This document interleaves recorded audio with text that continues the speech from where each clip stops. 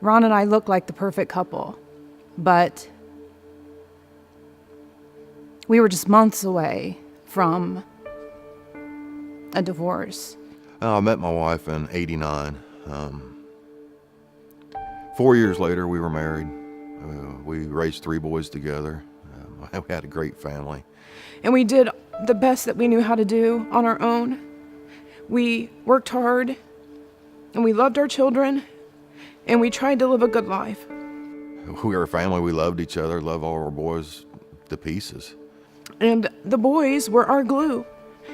But as they grew older, and they didn't need us, that glue was kind of gone, and We found ourselves slipping out, to the bars more and more for a cheap beer and a quick sandwich instead of cooking dinner, with nobody home. There was no reason to prepare a full meal.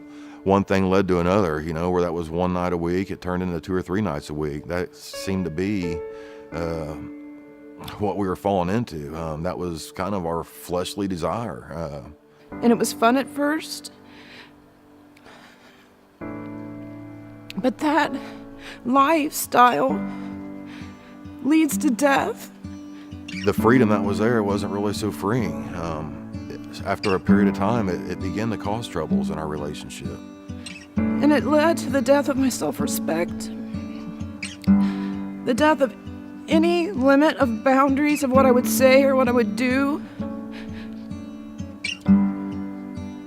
And most, it was the death of my marriage.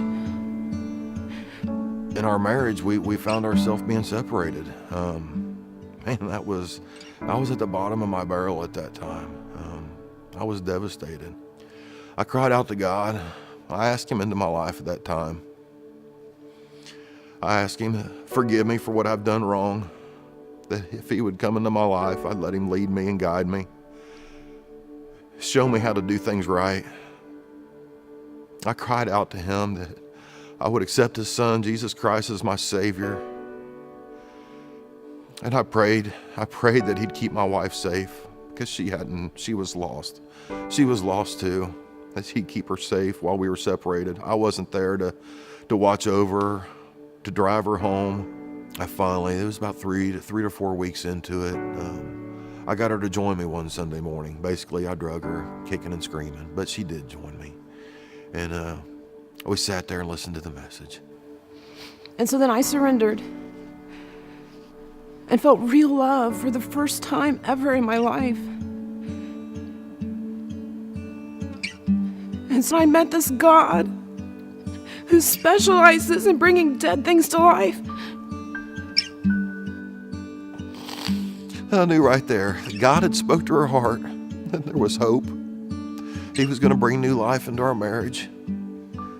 It was a change. It was a start. It was a new beginning that God was giving us. He was picking us up out of that mess, that dirt, that sludge that we were living in. And, he was setting us upon that rock and said, "You've done it long enough this way. Do it my way now." And because he lives, and my marriage is alive and healed and made whole.